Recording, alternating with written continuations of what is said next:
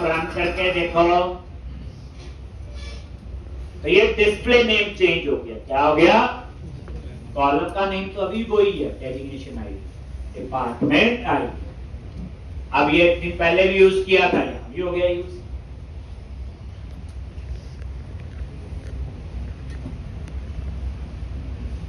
ये देखा employ list, new, और ये हो गया चेंज। अब यहां पे नीचे बटन है, या सेव का या अपडेट। अगर न्यू एम्प्लॉय है तो सेव, नहीं तो अपडेट। तो क्या करोगे? वहीं पे अपसर्ट व्यू में, यहां तक कोड तो आपका हो गया बच्चे। ये देखो यहां पे लिख लो date class form hyphen group, और ऐसे भी लिख सकते हो बटन टाइप सबमिट, एक क्लास बीटीएन हाइपर सक्सेस, और उसके बीच में यहां पे जो ऊपर टर्नरी ऑपरेटर से मेंबर में डाटा डाला था, सेव आएगा या अपडेट। अगर आईडी होगा तो अपडेट आएगा, नहीं होगा तो सेव। हम बात कर रहे हैं इस वेरिएबल। एक आप नोटिस करो, अभी हम थोड़ी देर में क्रिएट का कोड भी लिख देंगे और अपडेट इकट्ठा लिखा जा रहा है, यानी क्रिएट और एडिट। अब ये देखो सेव और अपडेट, बटन टाइप सबमिट, एक ही बात है, इनपुट टाइप सबमिट।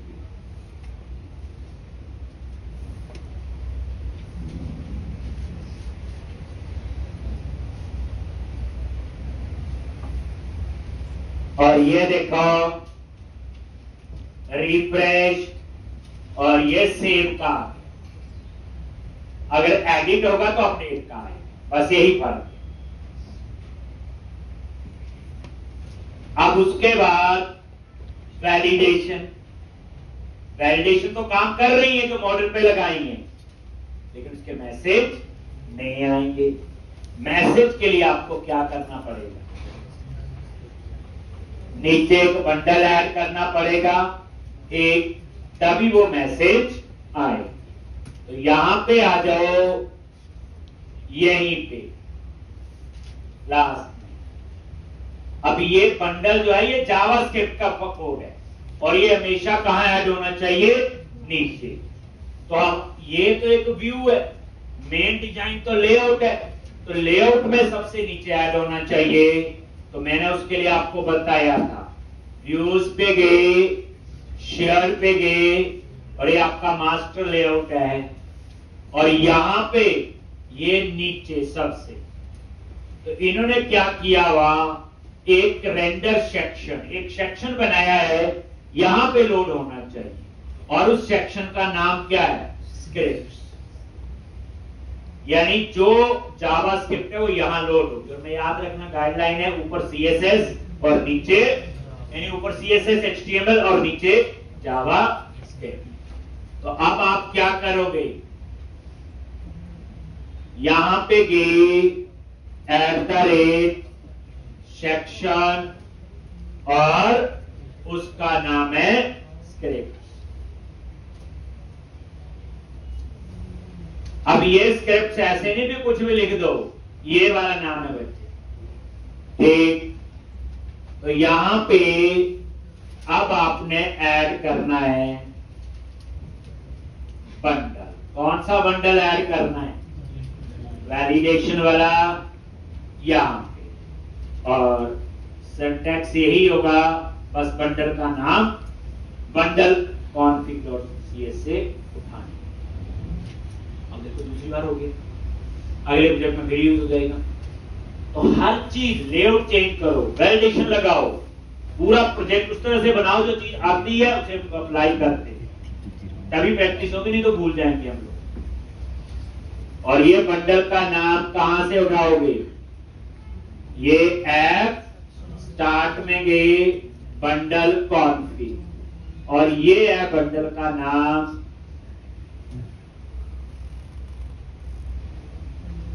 कॉपी किया, ये है jQuery और इस बंडल को आप यहां पे पेस्ट। बस अब क्या हुआ, वैलिडेशन के क्लाइंट साइड पे मैसेज आने भी शुरू हो जाए। एक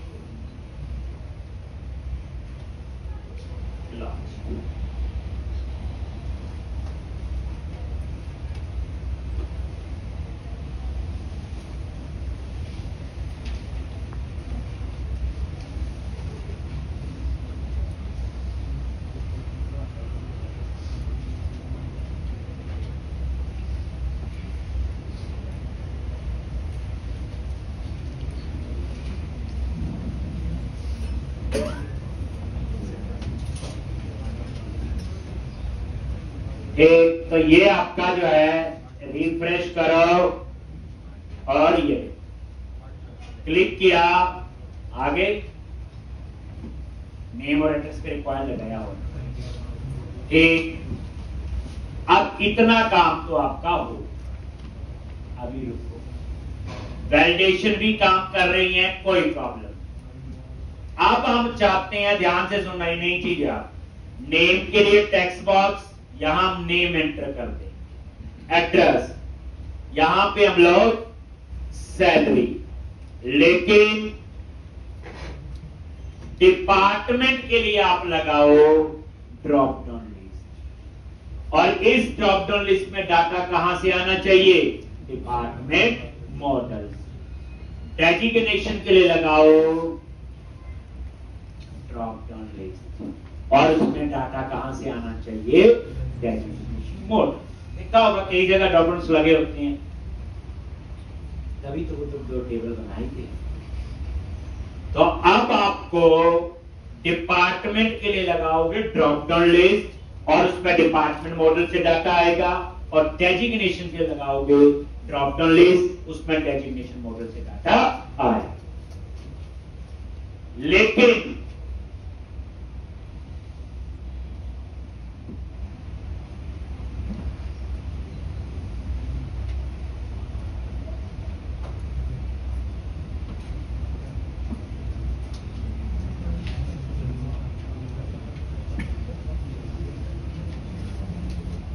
अब यहां पे ड्रॉप डाउन लिस्ट लगानी है और उसमें डेटा फिल, ठीक है जी।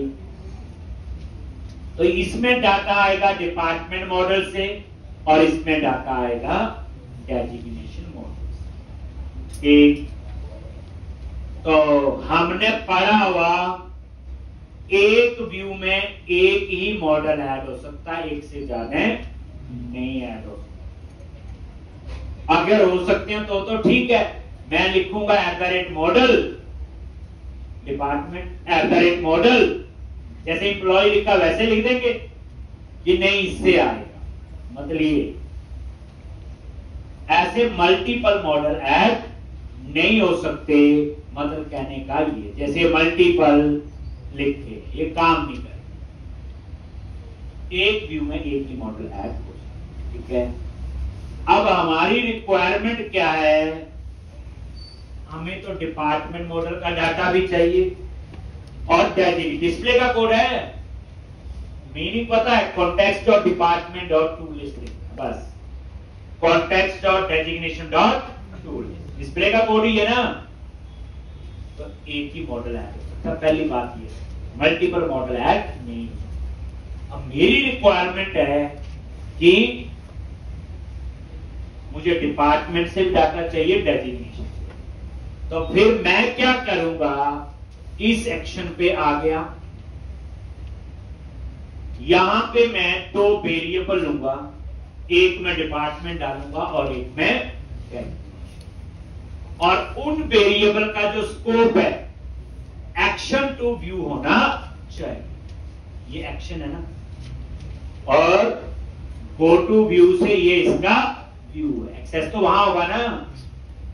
एक तो आपको क्या करना है, यहां दो वेरिएबल लेने हैं, एक में डिपार्टमेंट और एक में डेजिग्नेशन। आप ले लो दो वेरिएबल, पब्लिक ले लो, कुछ नहीं। यहां पे याद रखना नॉर्मल वेरिएबल वैसे काम नहीं करते जैसे हमने सोचा होता है, ये किसी लैंग्वेज में पढ़ा होता है। क्यों बच्चे, ये सारे वेब पेज जो हैं ये स्टेटलेस होते हैं, ध्यान से समझना। जिस मर्जी लैंग्वेज में बनाएं, जावा, पाइथन, पीएचपी, जिस मर्जी में, सारे वेब पेज क्या होते हैं आपके, बोलो स्टेटलेस का मतलब ये होता जितनी बार रिक्वेस्ट सर्वर पे जाएगी पेज क्लाइंट साइड पे नया बन के आता, नई HTML बन के आता। अगर पेज पे कोई वेरिएबल नहीं है उनका डाटा लॉस्ट हो जाता। सबको पता है कि वेब एप्लीकेशन एक ही जगह रन होती है, सर्वर पे, वेब सर्वर। ये तो बच्चे आउटपुट आती है, दिस इज योर ब्राउजर, ये कुछ नहीं है, एक ब्राउजर है, ठीक। तो मैं क्या कह रहा हूं, ये देखो, जैसे एम्प्लॉय लिस्ट पे क्लिक किया, ये कहां से आया, सर्वर से आया। अब जितनी बार रिक्वेस्ट सर्वर पे जाएगी उतनी बार ये पेज नया बन के आएगा, नई HTML बन के आएगी, और उस पेज पे कोई वेरिएबल डिक्लेयर किए होंगे, उन सब का डेटा जो है वो क्या हो जाता है, लॉस्ट। इसीलिए हम क्या कहते हैं, जितने भी वेब पेज हैं वो स्टेटलेस, जितने भी वेब पेज है आपके वो क्या होते हैं, बोलो। ठीक, जितने भी वेब पेज हैं ये क्या होते हैं आपके, स्टेटलेस।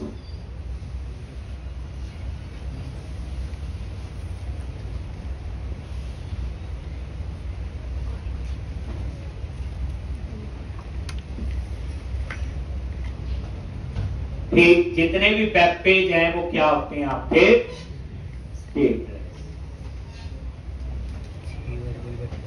होते हैं। ठीक, लेकिन हमें तो डाटा चाहिए है डिपार्टमेंट और डेजिग्नेशन, तो मैं उसके लिए यूज करवाऊंगा व्यू डेटा और व्यू बैक। पहले यूज करेंगे व्यू डेटा, ये नाम है इसका, व्यू डेटा, और इसमें डेप लिस्ट, तो वेरिएबल की का नाम दे दिया डेप लिस्ट, मीनिंग बताता। और यहां पे context dot department dot to place, ये तो पता।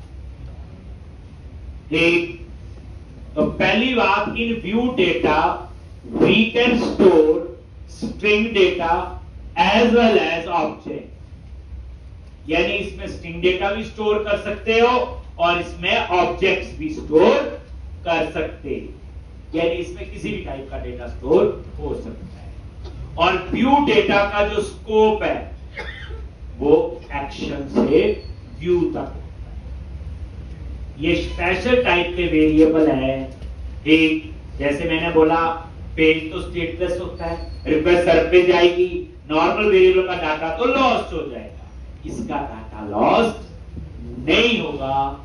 ये व्यू बैक डाटा आपका, ठीक, इसमें आप स्ट्रिंग स्टोर करो, एरे स्टोर करो, ऑब्जेक्ट कलेक्शन, किसी भी टाइप का डेटा स्टोर कर सकते हैं। और इसका स्कोप होता है एक्शन टू व्यू। कितना होता है, एक्शन टू व्यू। जैसे ये एक्शन है, यहां वेरिएबल डिक्लेयर किया तो इसका स्कोप इसके व्यू तक है, फोटो व्यू, यहां एक्सेस कर सकते, यही तो मुझे चाहिए। फिर क्वेश्चन आपके माइंड में वापस क्यों जरूरत पड़ी, तो आप पूरी कहानी बताओगे कि सारे वेब पेज जो होते हैं वो स्टेटलेस होते हैं, या उससे पुरानी कहानी बतानी है, एक व्यू पे एक ही मॉडल ऐड हो सकता है, मल्टीपल मॉडल ऐड नहीं हो सकते। एक का तो हमें आता ही है, एम्प्लॉय लिस्ट के लिए थोड़ी यूज किया कुछ मैंने, तो आता ही है, लेकिन मल्टीपल मॉडल ऐड नहीं हो सकते। तो फिर उसके बाद मुझे एक्शन में डाटा स्टोर करके व्यू में एक्सेस करना था, तो नॉर्मल वेरिएबल का डाटा जो है उनका डाटा लॉस्ट हो जाता है, क्योंकि वेब पेज क्या होते हैं, स्टेटलेस। स्टेटलेस क्या, जितनी बार रिक्वेस्ट सर्वर पे जाएगी उतनी बार ही पेज सर्वर से आएगा, तो उसका डेटा जो है वो क्या हो जाता है, लॉस्ट। लेकिन हमें तो ऐसा डेटा चाहिए जो एक्शन में स्टोर और व्यू पे एक्सेस करे, तो ये स्पेशल टाइप वेरिएबल है। अभी व्यू डेटा है, फिर मैं व्यू बैक भी आपको सिखाऊंगा। ठीक, तो मैंने इस व्यू डेटा में ये डाटा स्टोर कर लिया और व्यू डाटा